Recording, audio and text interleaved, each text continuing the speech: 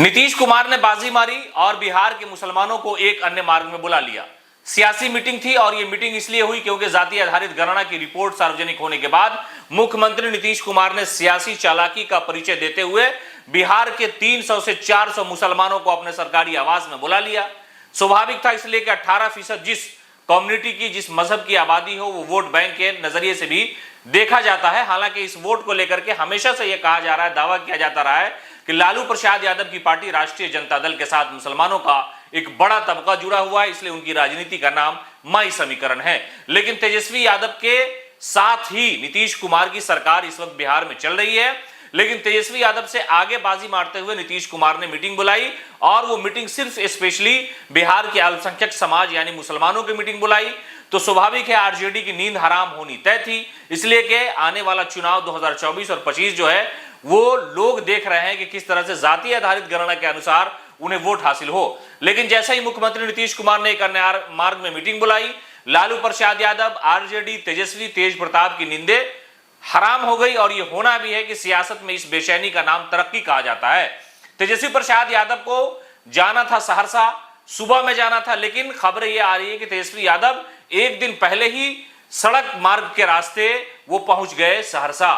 कार्यकर्ताओं ने पटना से लेकर के सहरसा तक उनका स्वागत किया। जगह जगह पर तेजस्वी का काफिला रुकता है और लोग भव्य स्वागत की तैयारी में पहले से नहीं थे। लेकिन जैसे ही तेजस्वी का काफिला राजधानी पटना से कूच करता है, सड़क पर, हाईवे पर लोग तेजस्वी यादव के स्वागत के लिए खड़े नजर आ रहे हैं। दरअसल तेजस्वी की यह बेचैनी क्यों है? बेचैनी इसलिए है कि जो मुसलमान वोट बैंक है वो लालू प्रसाद यादव के साथ हमेशा से रहा है। लेकिन जाति आधारित गणना की रिपोर्ट आई, नीतीश कुमार ने मीटिंग बुला ली तो बेचैनी हो गई। तेजस्वी यादव को शायद ये एहसास होने लगा, उनकी पार्टी को इस बात की चिंता सताने लगी कि हो सकता है कि मुसलमान का जो वोट है वो 50% भी अगर नीतीश कुमार खींच ले जाते हैं अपनी पार्टी की ओर, तो हमारी जो राजनीति है उसमें थोड़ी मुश्किल आ सकती है। इसलिए तेजस्वी यादव ने सुबह में नीतीश कुमार की मीटिंग देखी कि मुसलमान बड़ी संख्या में नीतीश कुमार के साथ मीटिंग कर रहे हैं और बड़ी तारीफ की कि मुख्यमंत्री नीतीश कुमार अकलियतों के मसीहा हैं। उन्होंने विकास के लिए, मुसलमानों के लिए जो योजनाएं बनाई हैं वो सरकार ने अब तक नहीं बनाया, बिहार में जो भी सरकारें रही हैं। हालांकि जगन्नाथ मिश्रा को लेकर के लोग कहते हैं कि कांग्रेस का जब दौर था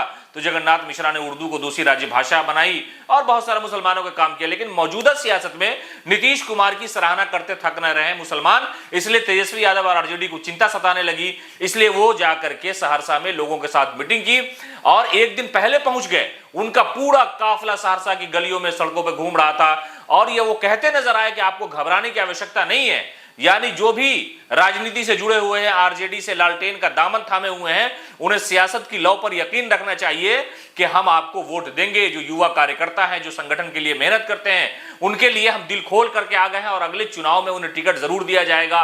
सियासी हिस्सेदारी की बात करने लगे तेजस्वी यादव तो नीतीश कुमार ने जिस तरह से मुसलमानों के साथ मीटिंग बुलाई और मुसलमानों के साथ बातचीत किया, उनसे सलाह मशवरा किया, तो तेजस्वी यादव और आरजेडी की चिंता बढ़नी स्वाभाविक थी। इसलिए तेजस्वी यादव एक दिन पहले सहरसा पहुंच गए, सड़क मार्ग का इस्तेमाल किया, लोगों से मुलाकात की, बातचीत की और यकीन दिलाया कि आपको टेंशन लेने की आवश्यकता नहीं है। तेजस्वी जिंदा है, आरजेडी जिंदा है, लालू यादव आपके जो अधिकार है उसके संरक्षक है और हम सियासत में आपको हिस्सेदारी देंगे।